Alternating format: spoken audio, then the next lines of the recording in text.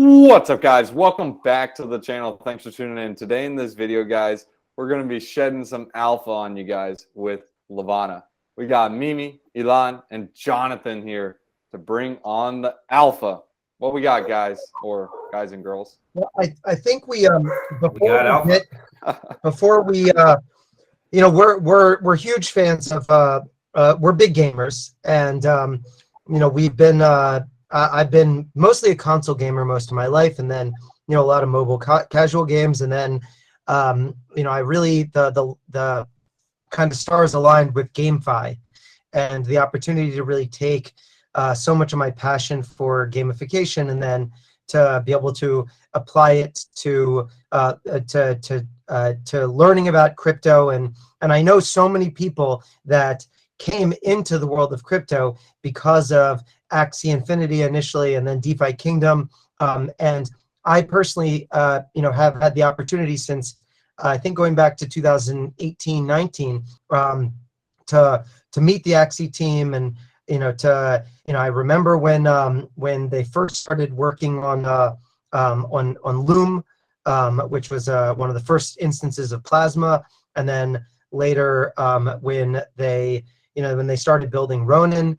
And so I think that before we kind of just celebrate all the progress that Levana has been making, I think that it's important to kind of pause and just talk for a little bit about what's happened to, I guess, what I would call our brethren today, because that it's that there's a sad story out there that I think has something for all of us to learn about, and obviously I'm talking about the recent hack, which was just revealed a couple hours ago, which has been top of mind. So I don't know, Drake, if you've gotten to read anything about it, but I'd love to kind of hear your thoughts, and we can unpack what happened, and then we can also just talk about what I think that Levana has learned from this, and what I think that the community as a whole of blockchain gamers will learn from this, and ultimately I think it's going to make us all stronger. Yeah, no, I definitely agree on that. I didn't dig into it deep enough, but I know the I guess you can say exterior, like overall exploit. What had happened was somehow the hacker was able to get some of the multi-sigs. What did you say? It was 5 out of 9 or 4 out of 9? No, it should be 5 out of 9. Yeah, so they, we can see this was the 3 hours ago this report came out. Yeah. Ronin, if you're not familiar with it, Ronin is the layer 2 proof of authority network, which is, if you're not familiar with the technology of proof of authority, there's, and please tell me if I'm geeking out too much here, scaling is one of my passions, and I worked professionally in the scaling industry at Stark, where it produces the largest zero proof for about 2 years. So that was the context that I got to interact with the guys that built the Ronin network to discuss some of the pros and cons. But proof of authority is essentially where you have a series of validators, and those validators essentially control the deposit contracts. And if you control those the keys to those validators, and there were 9 of them on Ronin, on Axie, they had a 9 out of, see, they had, the Ronin chain currently consists of 9 validator nodes. So that was managing crazy. That was managing about $1 billion, give or take. So we can talk about redundancy and about security and about withdrawal limits, and a lot of things that I think will become best practices. And compare and contrast. Again, I don't think it's time. There's a phrase that's you don't there's a certain way to talk to somebody when they're burying their dead, or they just got out of a funeral, or they're during their mourning period. So I think it's too early to kind of have that type of a conversation. But there is I think that this kind of setup where the Sky Mavens Sky Maven themselves controlled 4 of the 9 validator nodes. So really, there were only, I mean, if you treat all of them as one actor, there was, there was really just 5 altogether. And so, and all you needed to do was control 2 of the 5 in order to be able to compromise the security of the funds on the chain. And that's what happened about, I believe it was 6 days ago. And that's where, that's where we see today the exploit happened. I think what we saw today is that somebody tried to do a major withdrawal, and that withdrawal simply failed just because the funds were no longer there. And I think that what Ronin and what Axie has done when they became aware of it, it was they went through the right action, to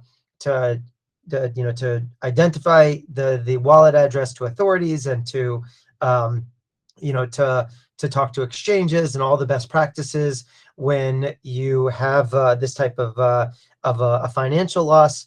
But I think ultimately it's going to be very challenging to recover those funds, which we've seen in the Bitfinex hack and the Binance hack, which but this is in a scale in of its own. I don't remember the last time that we saw a DeFi product, let alone a game, lose in one fell swoop, roughly $700 million. And that's what we saw today. I think it's the largest DeFi hack to date, actually. Yep. And so we can see here, the address is reported to involved in the hacking in the Ronin bridge. So it currently has in Ethereum about $600 million.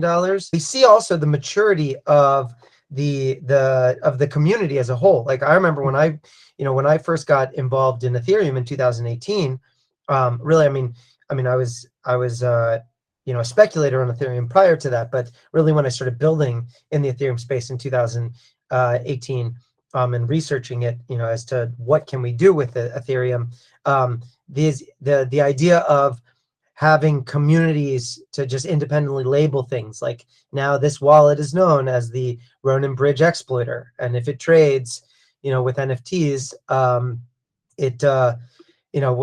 we'll be able to see that trace. And in terms of the question of what do you do when you steal $600 million, is you probably buy a lot of NFTs with it.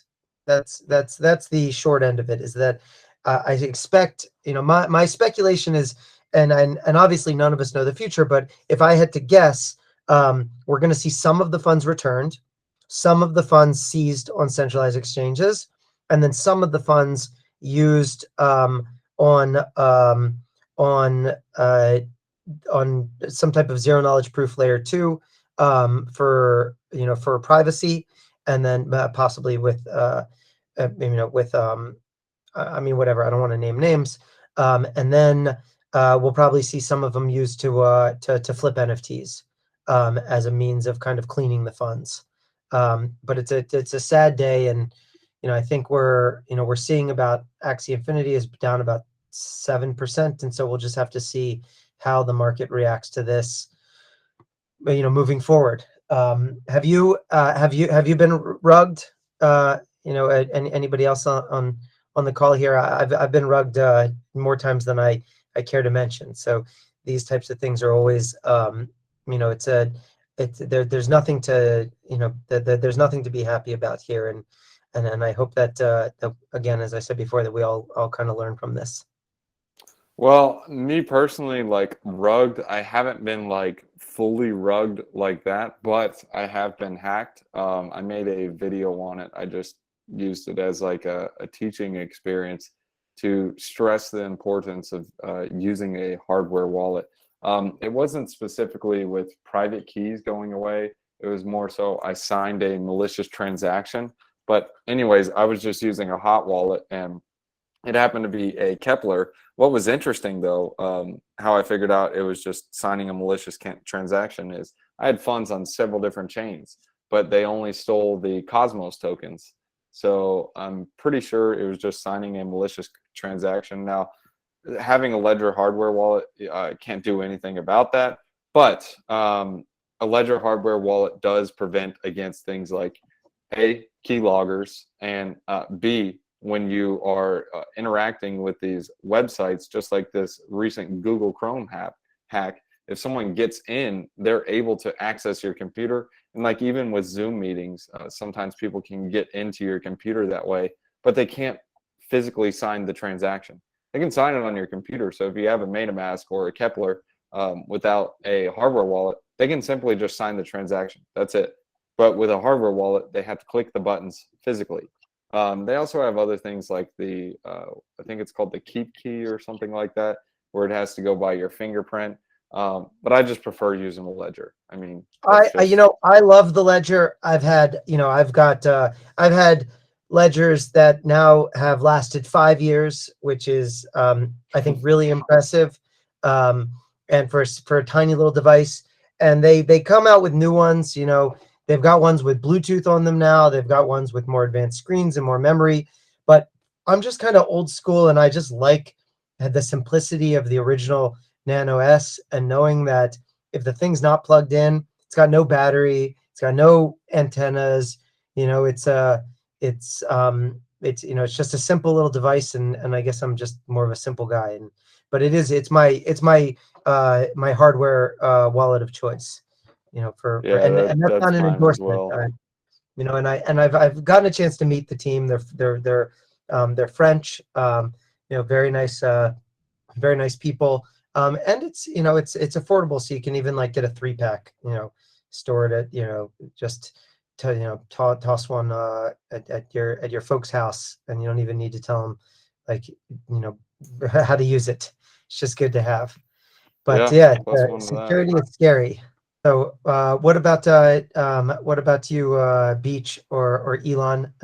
Have you lost anything in any of these DeFi exploits? DeFi exploit, no, but I was goxed in 2012, which was a super fun experience, and unfortunately did not get any return on my Bitcoin. So having been, in this ecosystem long enough and in crypto long enough, every time you see an exploit, I think it just reminds you that, it's sort of like somebody stealing your credit card or any other exploit, right? You feel manipulated and violated, and it's super uncomfortable. And it's also uncomfortable because you feel like there's something that you could have done. But when it's an exchange or, something that's a little bit larger than you are, it's not like you left your credit card or somebody, or you put it into a bad ATM, right? Or you went to a bad website even. It's just like, oh, you trusted the wrong exchange. I think it's a really hard feeling. And also, there's also, of course, the social association with crypto anyway, being full of scammers and malicious actors and, weapons trading and drug smuggling and other things. So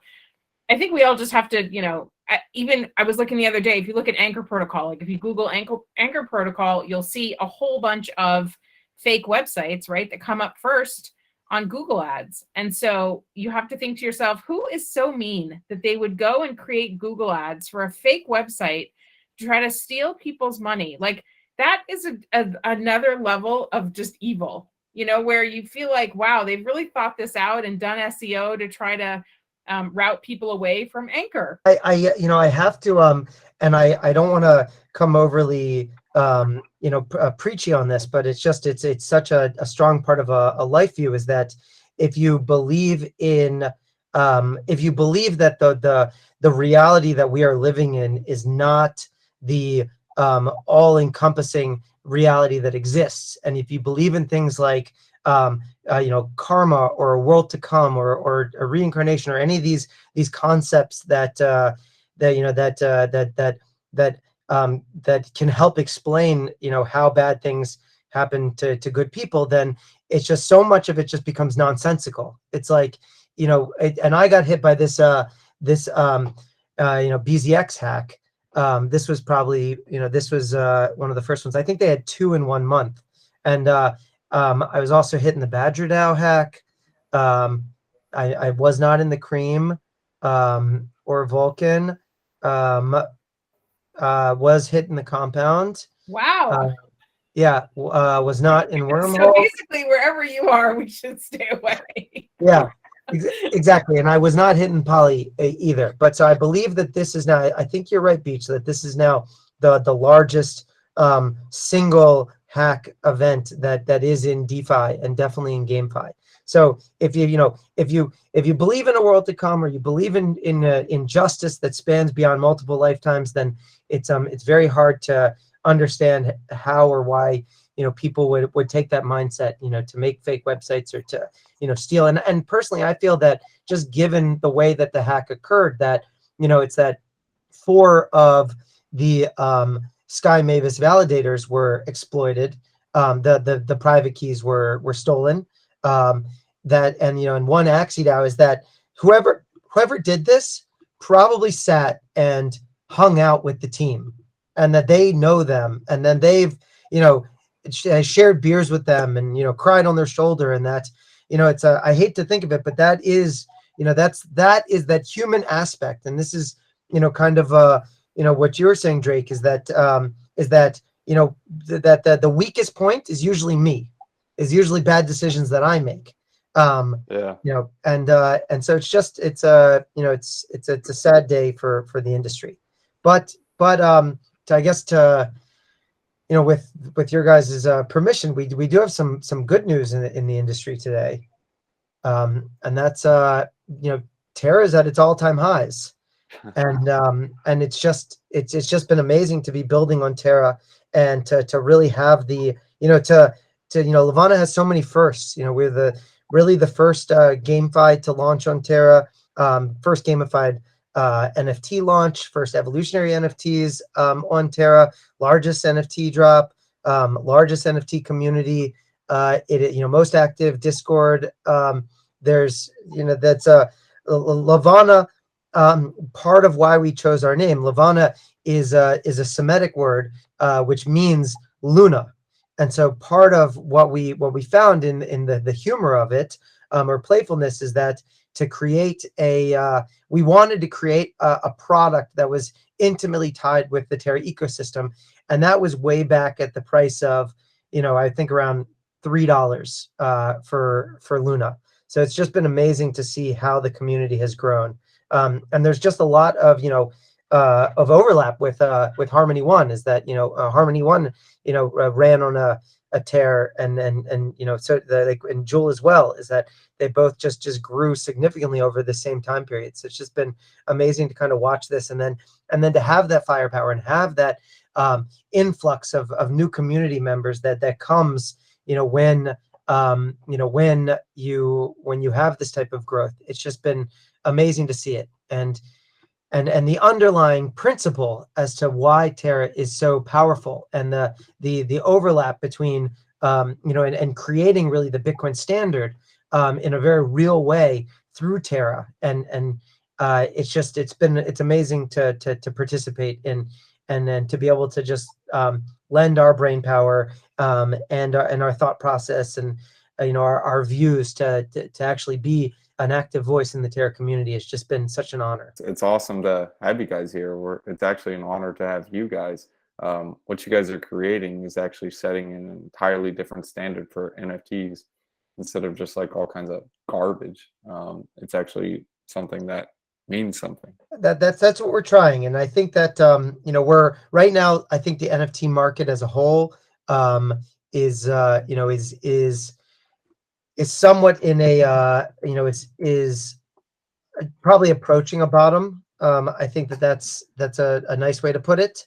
But the bear markets favor the builders. That's what I saw in 2018. Most of my personal successes came out of that bear market, and I know so many founders that if you just stick through and you just keep building and you keep innovating, then that's really when you find the success, because so much of the noise disappears. Beach, I'd love to kind of hear your thoughts on what's happening in the NFT market, or what we've gone through over the past, I guess, 6 months. Right. So, it's interesting. We started in October, November, right, there were no NFTs on Terra, and everyone was in this race to release and to build. And we built into that strength. And I think, everybody came with us on this pretty epic journey. And what we've seen to date is that a lot of these collections have essentially fallen away because there was no utility, there was no use case, really. It was just, throw some art together, put on some sunglasses and some hats and stickers, and create collections of 10,000 and create rarity. And I think we always tried to do something so radically different that it was hard at the beginning for people to differentiate, right? It was like, well, I could have a thing that has eyeballs though, and it's it's a penguin or it's a cat or it's a whatever, or I could have a rock. Why would I want a meteor from Levana, or why would I want an egg? And so now I think, like you said, Johnathan, as the noise has kind of cleared away, we've released the Faction Wars. We've, had the first multiplayer game on the Terra blockchain on testnet, which was super fun. The Battle of Malice Chasma, which ran for 7 days. We had thousands of people participate in an actual, attack and defense battle. So these NFTs, I think, have taken us all on a journey, and part of that has been to explore what's possible on Terra, what we can do on chain, the kinds of games that can come after this. So it feels very much like we landed on Mars, and we took our first steps, and we've and brought the community with us. So that's been really exciting. And I think what we're going to see over the next few months is probably a concentration of the projects that are going to have the life in them going forward, where there's something to do with these NFTs, where they're beyond just regular PFPs. And I'm so excited to see that. It's so inspiring to me to come into the Discord every day, the Levana Discord, and talk to community members and see, lives that have been changed and finances that have been changed being a part of our NFT project, but also to see the joy and the excitement and the entertainment value that they get from being a part of our project. Because it was never for us about, let's create a PFP to stick in your wallet, right? It was always about the adventure. It was always about taking people on a journey. And I'm really proud of what we've built over the last 6 months and delivered. I think that, you can make a lot of promises at the beginning and not deliver on anything.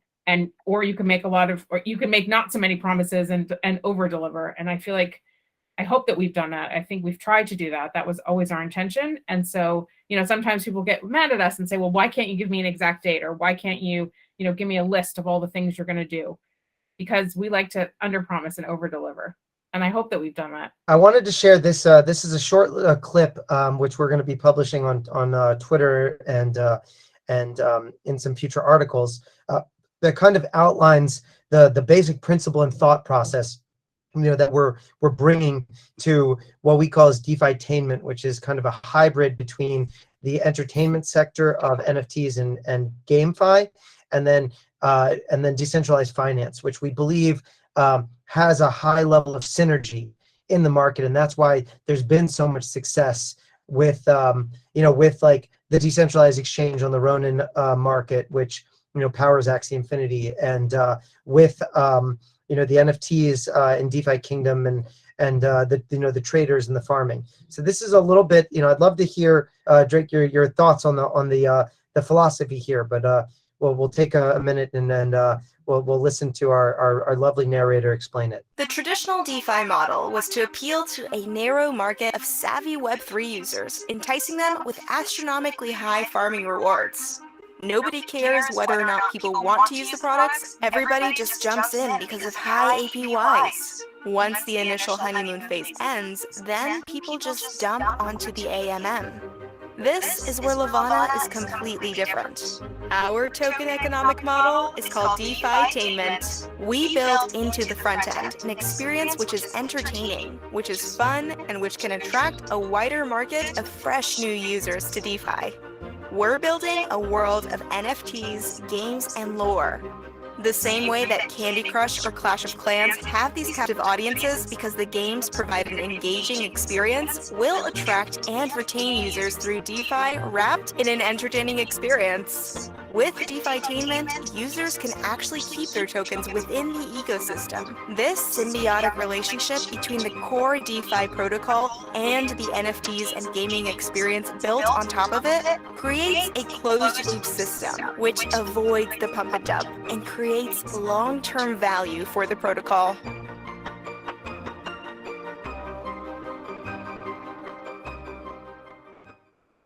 So that's the vision, and it's challenging. It's something that it has been experimented by many, or by a few platforms to date, and we're excited to continue to explore and to go down these less beaten paths to really build a product that's unique, and to build it within what we believe is the best ecosystem in crypto. And that's to build a game that can bring 100 million people into crypto, into NFTs, into GameFi, onto Terra, and into self-sovereign, controlled, transparent, and open financial services.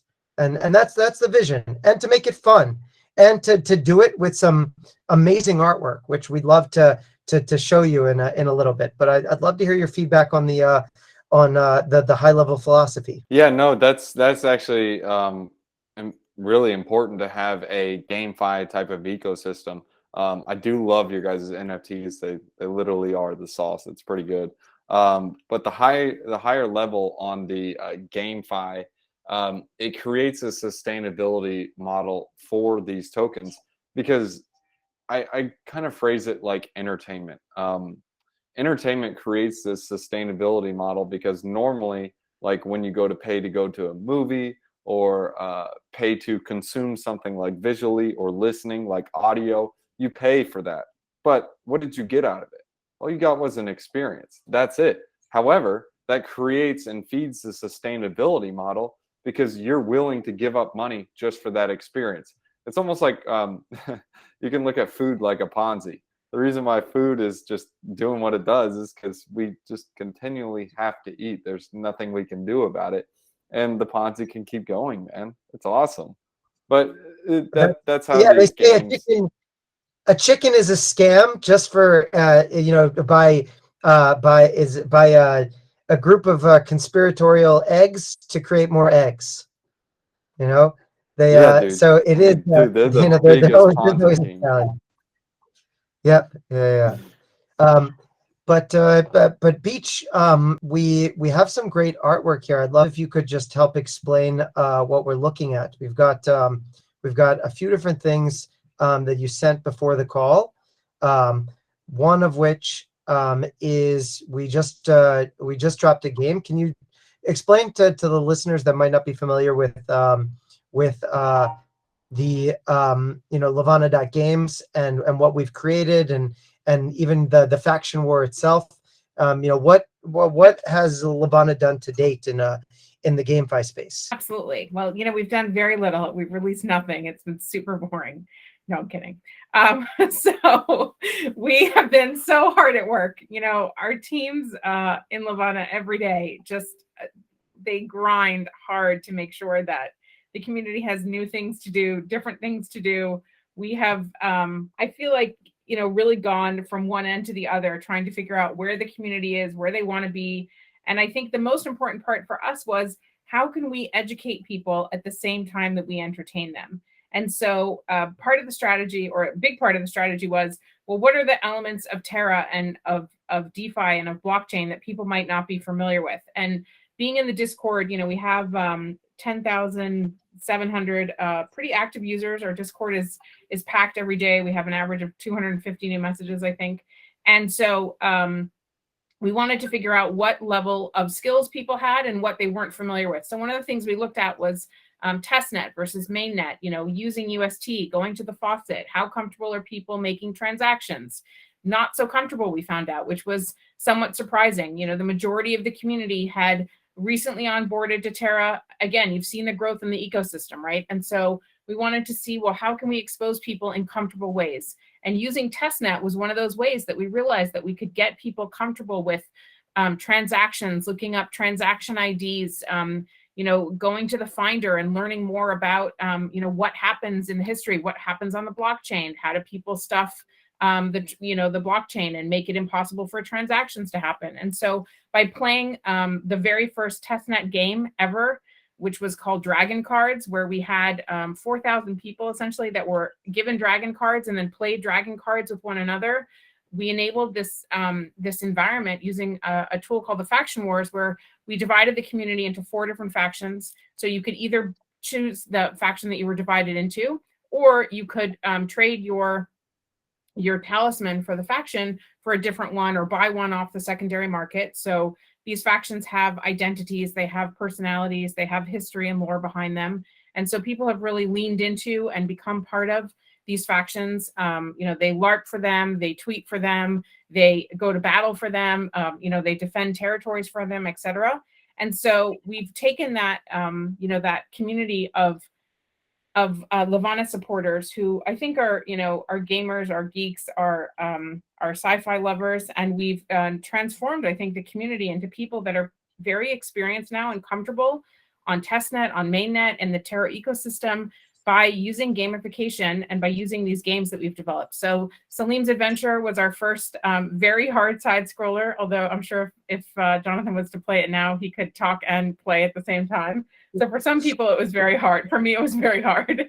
For Johnathan, it was very easy. We had a choose your own adventure style. So it was Choose Salim's Adventure game on Discord that people played, experiencing what it was like to be Salim, who's a meteor hunter. Then we had Iraq Attack, which was an attack of the large spiders that are found on Mars, being defended by the Guardians. We had the Battle of Melas Chasma, which was, as I had mentioned before, the very first multiplayer blockchain game on the Terra blockchain, where we had thousands of people in an attack and defense game over 7 days in 12-hour shifts, with airstrikes and all sorts of other you know, fun surprises. And we just released today Luna Quest, which is our latest game, which is all about catching Luna, dragons catching Luna. So, and as Luna has been mooning today, that's really fun. And so each of those games allows you to win personal prizes and also to get points for your faction. The faction wars will end with the launch of the Levana token. And we really wanted to give the community a way to learn about DeFi and about Levana and about, you know, how to use the Terra ecosystem with the gamification that we've put in place. So we've tried to create games that will speak to everybody, that will appeal to everyone. So if Salim's Adventure, you know, didn't speak to you, if you're not a big 80s or 90s, you know, old school Mario side scroller fan, then, you know, hopefully this is more of a mind game, Luna Quest, and that will speak to you, or the Discord Salim's Adventure. And so we've tried to create, or the Battle of Melas Chasma, for example, which was on the blockchain. And so we've tried to create different experiences and opportunities for everybody to take part. We had ciphers, we've had lots of other activities where, you know, people can use their skills and gain experience doing all sorts of different things for their factions. So it's been really fun. It's been absolutely exhausting, but I think the community has really leaned into it and enjoyed themselves. And that's the best part, is when, you know, people tell us how much they've enjoyed the last 6 months of this project. And, you know, they've obviously enjoyed cracking their meteors and finding out whether they got an egg or a dust, but they've also enjoyed playing, and they've enjoyed meeting other community members. I think I've mentioned this in the past, but I think for all of us, the last 2 years have been isolating, and they've been lonely, and they've been, you know, really a departure from what we're so used to. And having this community be, for many people, their factions are like families at this point. That's amazing. I'm so stuck in the weeds. It's always so inspirational to to hear your feedback. Oh, well, thank you. So what you have here, I'm sorry, I didn't realize that you were changing images, but so you showed the faction wars. You also showed some of the games. So on Levana.games, you have 5 of the games that you can currently play. Anyone can go to Levana.games. You either need to have a staked talisman or a Levana NFT in your wallet. But you can get those NFTs by joining our Discord and playing that Discord game. And so, you know, the on-ramp and the onboarding here is pretty straightforward. If you go to the Levana blog on Medium, you can find information about how to play on all of our games and the details behind them. And right here, what you're looking at are actually the hero medals for for the factions. And so within each faction, you have premiers and you have members, and then you have collab communities that we've invited to join us, including the Galactic Punks, Styler, and Lunables. And so what we did was we had the community vote for heroes within each faction, because people have gone, members of the community have really gone above and beyond to help their factions, to encourage them, to organize. You know, I mentioned before the Battle of Melis Chasma, there were like organized airstrikes and people writing scripts and bots, and it was really fun. And so we have these heroes of each faction. So in addition to their talisman, they were given certificates for being voted faction heroes, and now they're going to get really customized, super rare, beautiful NFTs as an additional gift. And we continue to mint new NFTs as rewards. So these, this is like in the first view. Nobody's seen these yet. This is the first view of the hero medals for the factions. I think they're absolutely gorgeous, and everyone should want one. They're actually pretty sweet, man. I wanted to mention really quickly that it's like all of these games are almost like going to the arcade with your friends. And like, maybe I'm dating myself, but you know, I remember like going to the mall and like going into the arcade and just having that experience of like running up to the games and you know, playing video games that you couldn't play at home on your like Nintendo. And like, there's something just like exhilarating about that, just running up and finding a new like challenge, new adventure to immerse yourself in, and mixing that with a community of lovers of crypto and DeFi, which is like, I love talking about crypto and DeFi, and I love video games, and I love, you know, it's like, if we can do all those things at the same time and educate more people and help more people on board into crypto, I mean, it's like a dream. It's so fun, and that's why we see, I think, so much positive engagement and just like helpfulness in the community, and especially being on Terra, which is just, you know, the lunatic community is just, I think they embody the spirit of we're all going to make it, and they help people, and they, you know, explain, and they take the time, and it's like all these friendly people out there who want to change the world for the better and do it through entertainment and DeFi-tainment. It's awesome. It's just so fun, and the artwork is out of this world too. Like, so many talented people on the team just making this incredible you know, artwork, and it's super limited edition. It like speaks to the collectors in the community. It speaks to the adventurers in the community. I love it. I'm really happy with the direction of everything, and I get to work with some of the coolest and smartest people I know, so that's fun too. Feeling is mutual, Elan. So we have are we is it okay to sneak some of the this is, for anybody who's watching that's not familiar, so this is a dragon egg. So these dragon legs landed on Mars. They're not from Mars, they're from planet Levana, and they landed in meteors. There were 41,000 meteors that fell onto Mars, all in the form of NFTs. And then from those, about 6,500 you know, Terrans hunted them and cracked them open and discovered 8,888 dragon eggs within them. And over the last few months, the dragon eggs had become nested, and they started incubating, and they are you know, can we is it Beach, is it okay if we show some of the sneaks of the dragons that are coming up? Yes, absolutely. Drake's like, yes, show me this. So we have some really incredible, you know, dragons that are about to hatch out of these eggs. What's going to happen is we're going to go into a period of genetic modifications. Our scientists have been hard at work figuring out how exactly we can genetically modify dragons. That's not genetically modified dragons. And and you'll be able to affect eye color, you'll be able to affect the horns, and you'll also be able to affect the essentially the essence of the dragon, which, and by that I mean the type of dragon. So we have both Eastern and Western dragons, and then we have a third type of dragon. So you'll actually be able to choose the type of dragon, because, you know, different types of dragons speak to different people. And we wanted to make sure that you could have the most customized, the most you know, a perfect companion for you, because this is going to be your dragon companion throughout essentially your Levana life cycle. And what you should, when you go and you look at, you know, as there will be a lot of genetic modifications, you can still get a sense as to some of the attributes that'll be found. So like this isn't a final version, but you can see if you look on Random Earth or Nowhere Art, which are the two most popular stores on Terra, you can see that what you'll end up with is hatching will be something that you get to customize, that's inspired by the egg that you will nest and then genetically modify and then mature, and then in the near future you'll be hatching.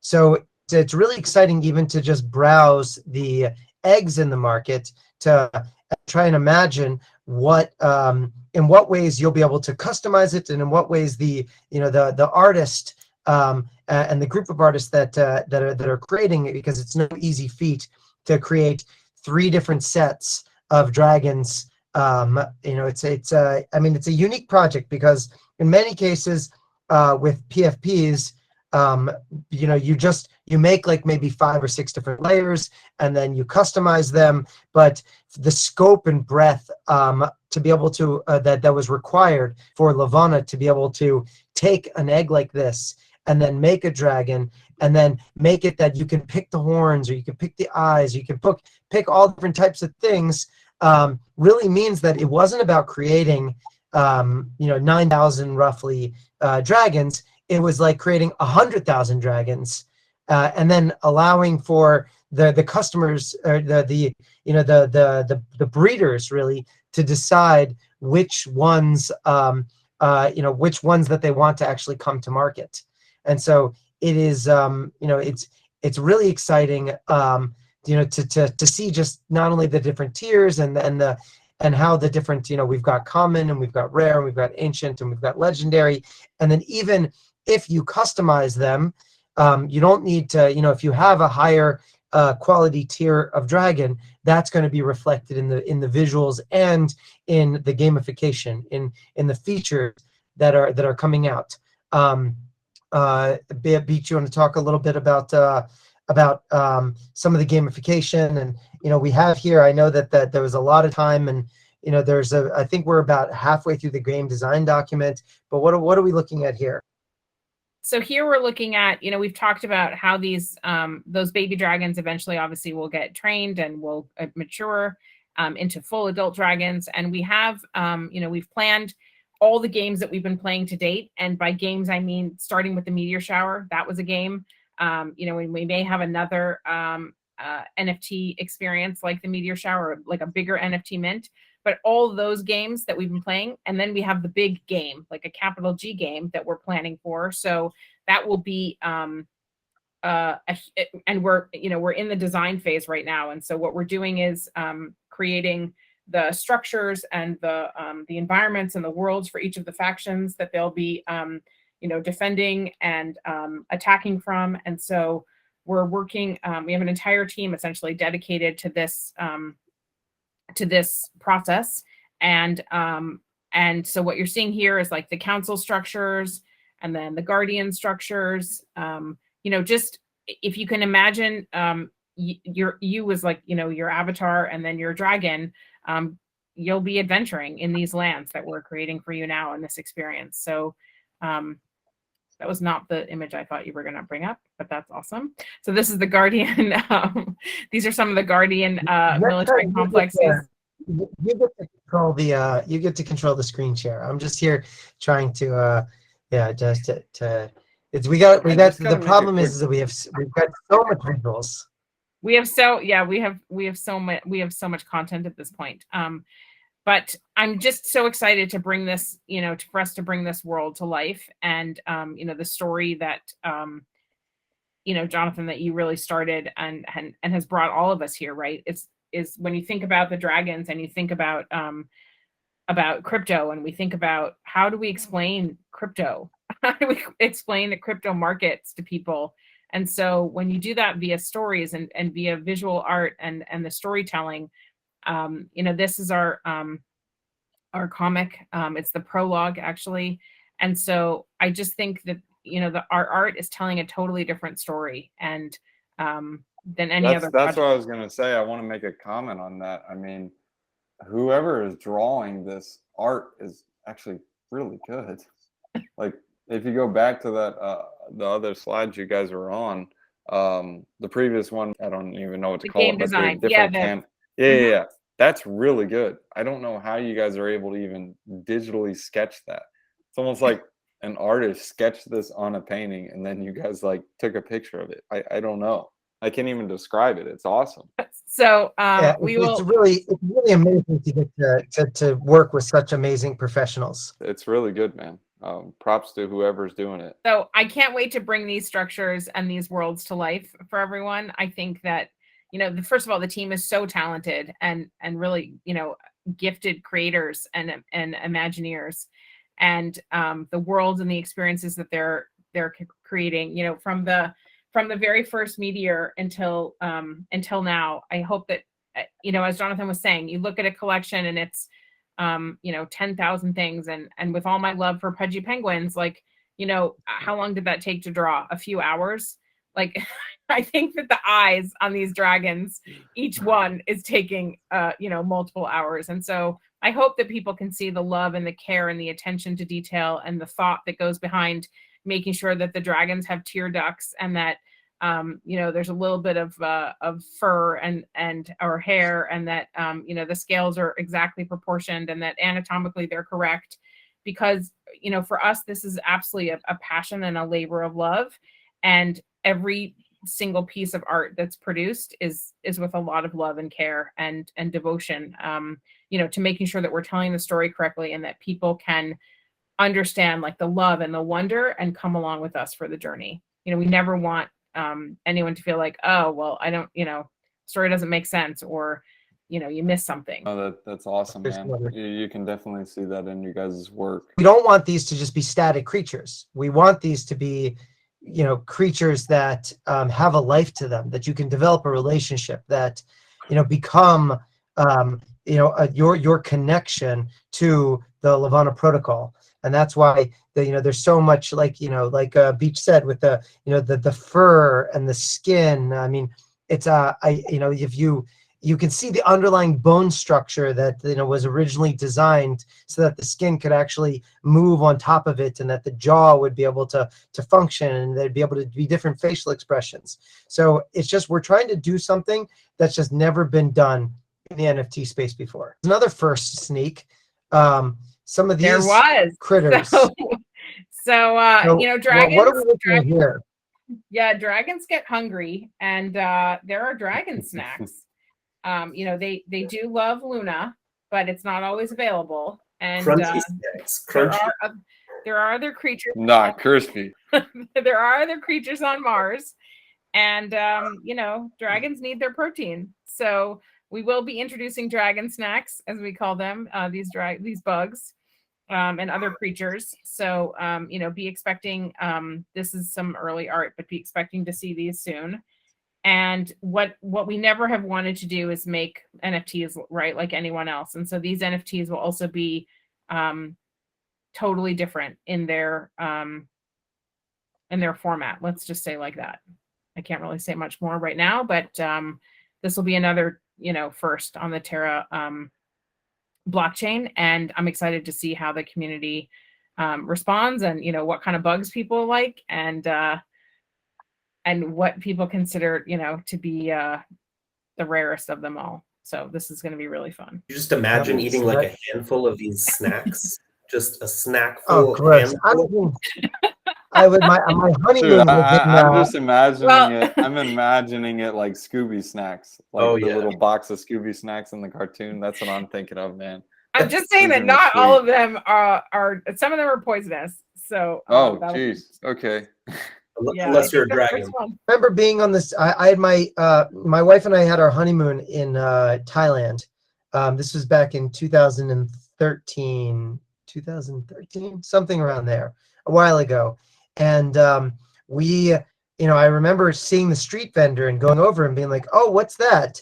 And it was like, it was like a bucket of like fried cockroaches that like they were just like scooping into like little paper cones, and people were just like taking handfuls of them, and it was like every part of my body was revolted. And so that's just the little fried crunchy bugs. I think is perfect for a growing baby dragon, but it's not perfect for a growing Johnathan. Fair enough. My Yeah, I favorite think I'm memory, gonna one of my pass on favorite that memories in Beijing was exactly the same, of like cockroaches on a stick, like fried cockroaches on a stick. I think I like ran away. They didn't know what to do with me.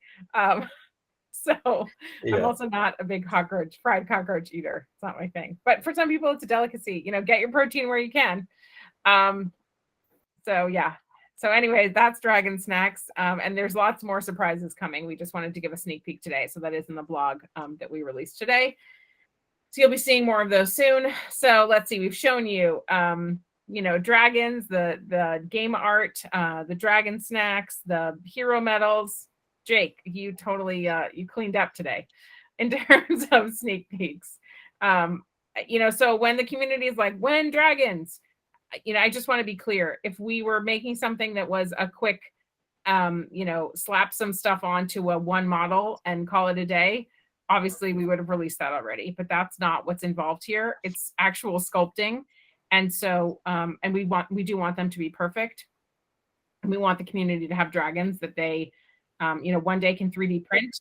Well, the blockchain lasts forever. Yeah. So yeah, we want to make something that you want to, that people give to their grandchildren. Absolutely. So we appreciate the patience and the grace. They are coming. The dragons are coming. They're getting super restless in those eggs, let me tell you. And they're coming very soon. So that's, it's a lot of fun also to just see these brought to life. And I did want to mention one other thing, which is that, we do get DMs and messages pretty constantly. And recently I've been getting so many messages from women. I mentioned that there's a group of women called the Ladies of Luna. So we've tried to form a community of women on Terra. I think there's 15 of us now, which is awesome. And, but we do get a lot of messages. There's so many of us. There's 15 of us. No, but what I wanted to point out is that I'm personally getting lots of messages from people saying, I didn't realize how much educational content you were trying to put into these games. And I did learn so much. I learned how to use testnet. I learned how to send funds. I learned how to send an NFT to someone. I learned what to look out for. I learned not to, use the wrong contract address because I can't get it back. I've been exposed to parts of Terra that I never thought I would understand. I know how to use Terra Station better. I'm more comfortable with my wallet, and all of those things, right? If you're going to launch a DeFi project and a protocol and a platform, and you're going to have people comfortable with DeFi, you need to do all of those steps. And so I feel like we're filling a void that has existed in the market for a long time. And even if it's just getting people, people were like, oh, I set up another wallet. I never had another wallet before because I wanted to stake another talisman. I'm like, great. So now you have 2 wallets. And now you understand you have to keep both seed phrases separate. And you understand how to switch in Terra Station between them and how to, back them up. And let's talk about seed phrase and password security and all sorts of other things that, people may not have been exposed to before. And that's really important. You can't have a healthy community of people that don't know how to use the tools that are available to them. And so, I'm so proud of the fact that we've managed to do that in a gamified way.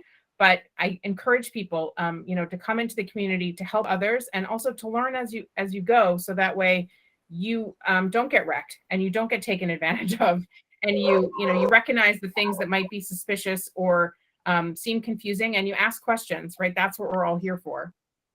This can be a really scary and overwhelming place, and there's so much information on a constant basis, right? Even if you just follow Lunatics or Luna or Terra Money on Twitter, you could spend 24 hours a day reading and you wouldn't be able to catch up. So, I would say follow the smart people, follow the people that you can respect and have intelligent things to say, and ask so many questions. And, before you ever send somebody an NFT or, God forbid, share your seed phrase or, think about trusting a website, ask questions. That's the most important part of it. Read the documentation, look and see if it's audited.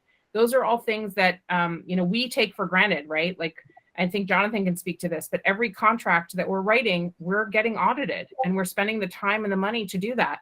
If you see a notice that says, let's not every, I want to be clear, is that a lot of the contracts are based on previous existing ones or have minimal changes. So we are conscious as to what as to what is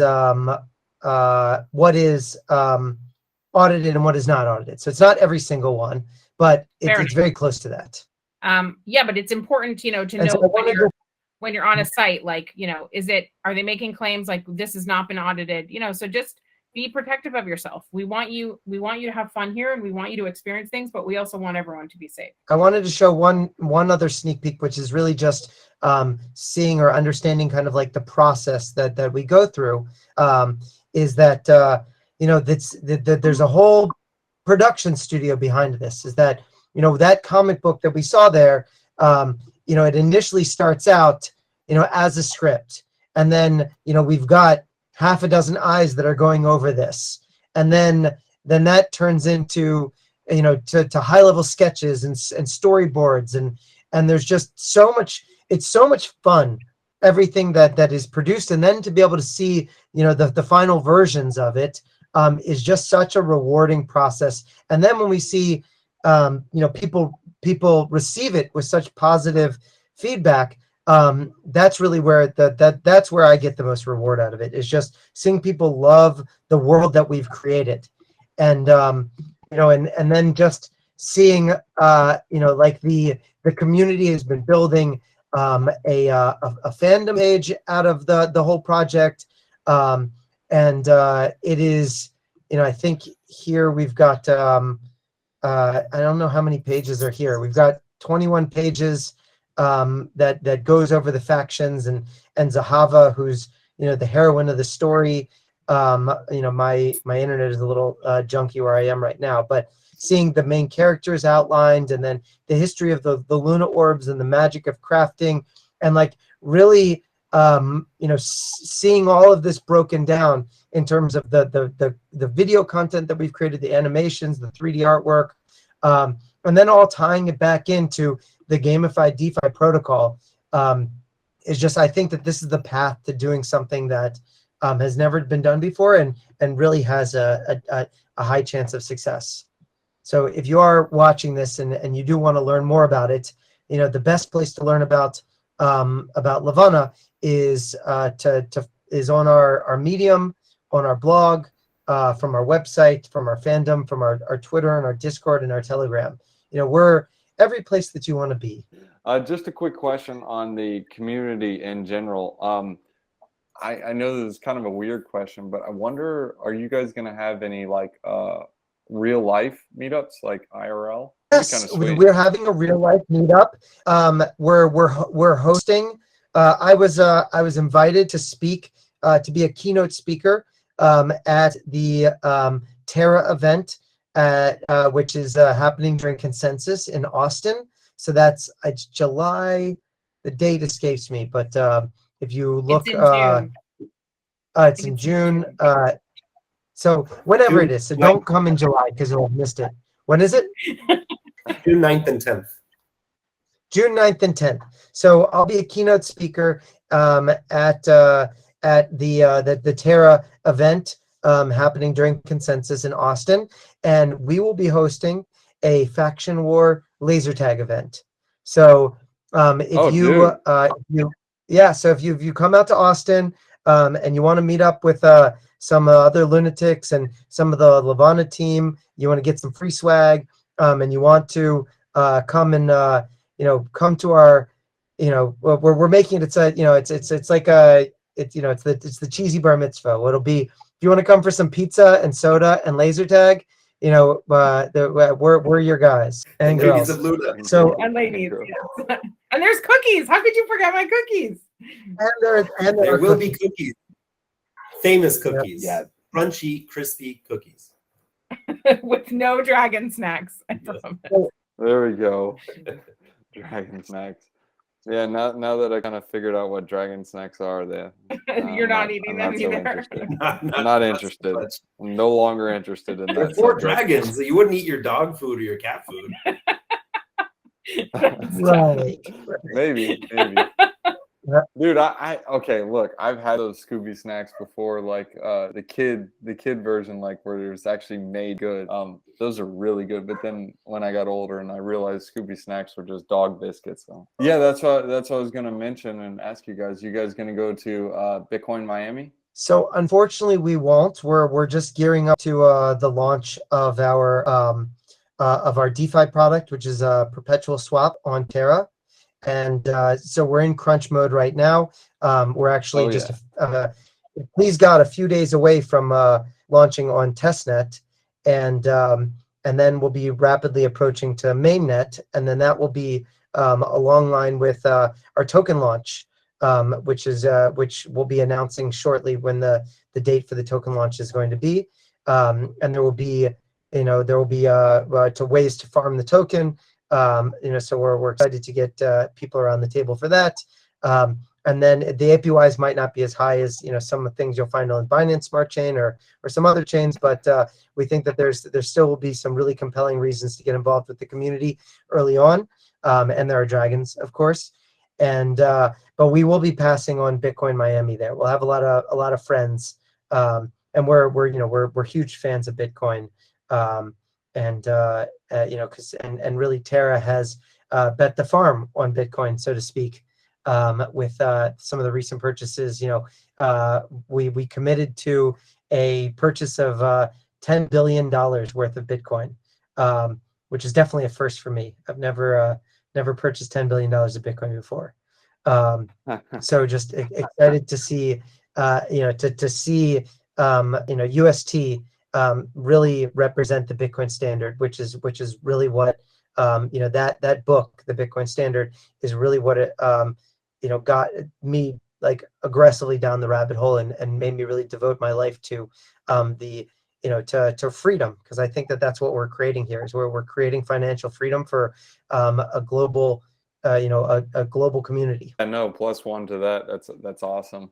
I mean, especially when you're coming out with you guys' protocol, I would love, like, not coming out with it, but like when you guys are getting into the DeFi oriented aspect as well. I'd love to have you guys on to chat about that as well.